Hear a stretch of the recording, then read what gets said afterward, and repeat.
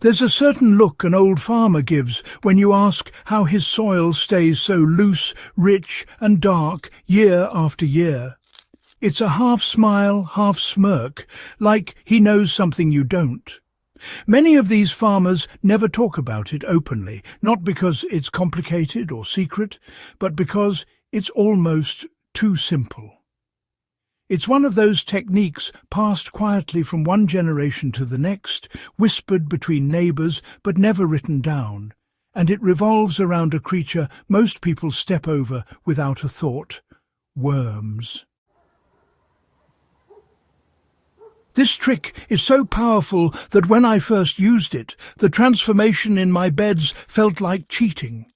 The soil changed texture. The plants responded faster, the moisture held longer, and all of it happened without a single store-bought amendment.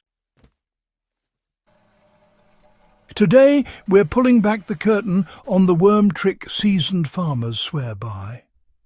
Once you understand how it works and how to apply it, you'll see why they've been keeping it to themselves.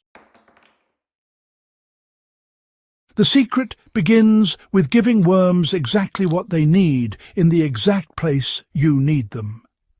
The trick isn't just about having worms in your soil. Plenty of people have worms and their gardens still struggle. You know, the real secret is creating a concentrated zone that attracts worms, holds them, and keeps them actively tunneling right where your plants need the most help. This method, well, it goes back hundreds of years long before commercial fertilizers became common. Farmers understood that worms aren't just passive helpers. They're engineers. They loosen the soil, enrich it, and aerate it by doing the simplest thing: eating. The trick is simple. You bury a slow-feeding organic bundle, a kind of worm anchor, directly in the garden bed. This anchor keeps worms coming back day after day, sometimes for months, with very little effort. The bundle can be something as ordinary as vegetable scraps, wrapped in a single layer of newspaper or, say, an old cabbage leaf. Once buried, it becomes a magnet for worms. They flock to the zone, break it down, and in doing so, completely restructure the soil around it. This anchor works better than scattering scraps across the whole garden because it concentrates the biology. It's the difference between feeding a village with crumbs and feeding them with a full pot of stew. Once worms gather around the buried anchor, they begin building tunnels through the soil. These tunnels act as airways and water channels. Roots quickly find these pathways because they offer the easiest route downward.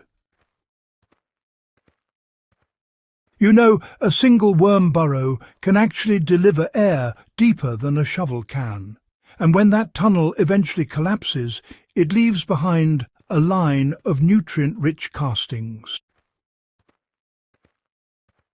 In my own garden, I placed worm anchors every 60 to 90 centimetres across a raised bed. And honestly, within just 2 weeks, the soil, which was previously dense and clumpy, had become loose enough that my fingers sank into it with almost no pressure at all. Water no longer pooled on the surface. It just disappeared into the channels the worms created. When I planted root crops afterward, the difference was immediate. Carrots grew straighter. Beets expanded evenly. Even shallow-rooted greens felt healthier because the soil beneath them was continuously aerated by living organisms instead of periodic tilling. This method works especially well in beds with clay-heavy soil, where compaction is a constant battle, you know. Instead of breaking the soil with tools every season, you just let worms do the heavy labour, day and night. To set this up yourself, dig a hole about 20 centimetres deep in the area where you want the most biological activity. Place your organic bundle inside. Vegetable scraps, old leafy greens, wilted cabbage, soft fruits, or even spent tea leaves. But, avoid meat or oily foods. They attract pests instead of worms. Cover everything entirely with soil. Water the area thoroughly to draw worms with moisture. They move toward water before anything else, really. Over the next week, the buried bundle begins to break down. As it softens, worms detect the scent and, well, they converge on it. This triggers the cycle of tunneling, feeding and excreting that, improves soil texture and boosts fertility. You can refresh the anchor every 4 to 6 weeks by burying a new bundle in a nearby spot. Over time, your entire bed becomes a map of worm-rich pockets feeding the soil from below. This method doesn't require vermicomposting bins, purchased worms, or fancy setups. You're simply harnessing the worms already living in your yard, encouraging them to gather and multiply naturally. It works in raised beds, in-ground beds, orchard rings, and even small backyard patches. What shocked me most wasn't the temporary improvement in soil structure, it was how long the benefits lasted. Months after the original anchor had fully decomposed, worms continued returning to the area.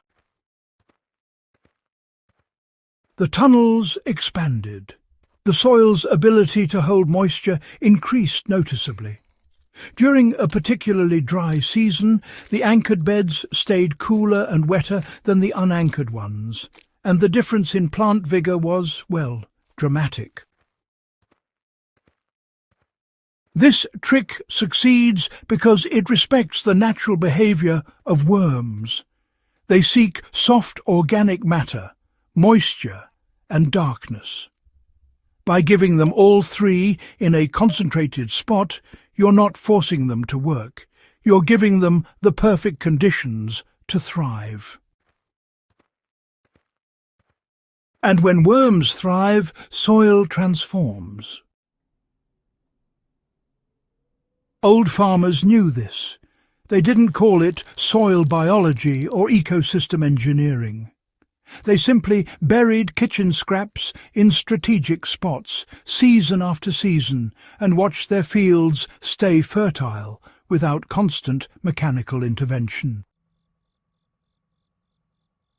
If you want more field-tested techniques that rely on nature instead of expensive supplies, make sure to subscribe to FarmLogic and share this guide with someone who's serious about building real soil. The tricks worth knowing are the ones that keep working long after you stop talking about them.